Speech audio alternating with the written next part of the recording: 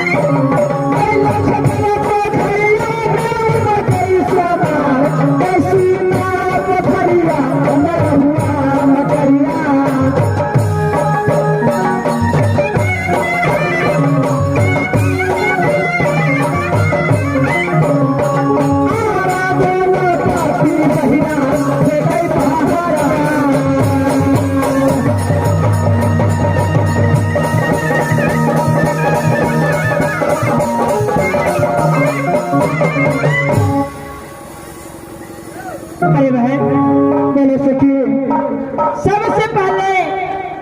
ये बतावा कि अपना चारे पांच सखी कहाँ कहने वाली थी। देख रहा है कि अपना पांचों छबो सखी में कि सबसे बड़ सखी तू ही है कि तू ही सच्चा के सुनावे कि कहाँ की रहने वाली बहन। क्यों नहीं बहन, अवश्य बताऊंगी बहन। कौन बहन है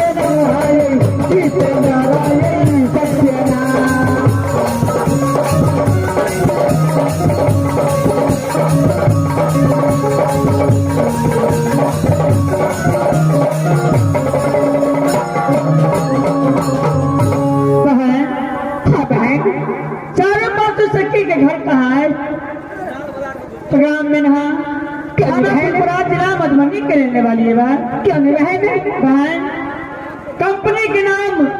देवेंद्र प्रसाद, मैनेजर के नाम गणेश निराला और डायरेक्टर के नाम जितेंद्र सक्सेना बहन। क्यों नहीं बहन और की बहन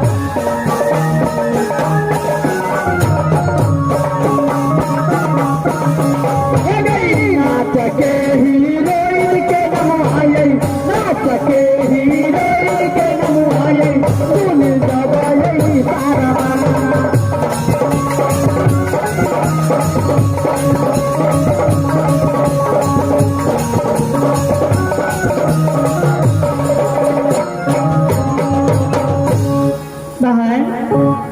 हाँ बहन, अपना चारों पांचों सखी मृतभुवन के रहने वाली बहन। क्यों नहीं बहन? जब चारों पांचों सखी मृतभुवन में जन्म ली, जब 4-5 साल की चारों पांचों सखी हुई, उस दिन से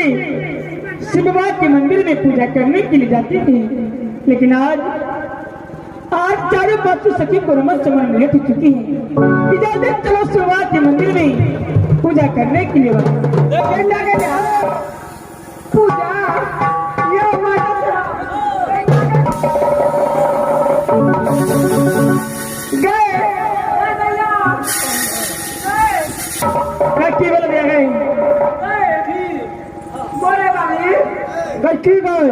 पहले कहता कि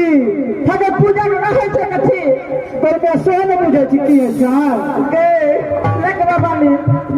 पूछने कर दिया आ गए ये मास्टर साहब देखिए छौरी के धान से चाउर भ गए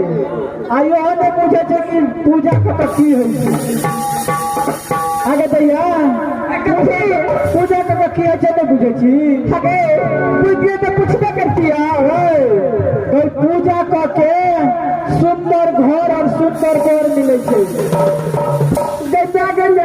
ये माइकल साहब घर में बुझे छिए अब बर केकरा कहै छै? बर गाछ के गदैया की स्वामीनाथ नहीं बुझे छी गई जे घास जे सामी गा नहीं गए तो गई पिया बुझे छी के पिया के नहीं बुझे छै जे सदूर रखे तै में हट खै खोजी ओकरा कहै छै पिया ओकरा कहै छै किया किया कहै छै गए तोरे जगह बेटी रह गया कल के की नैन्सी बिया भरल छी आ सब बिया झेल के छुछे पड़ल के दैया बर बजे छी अकेले हमर हाथ कटा रहते न तो हम कको न बजे लतियो तै दुआरे वो हाथ कट गेलो के की कब हो गया झंझार पुसरियो पर नच के बैठलिया हां खोपाए न प्रेसिडेंट भाग मर गेलो हटकता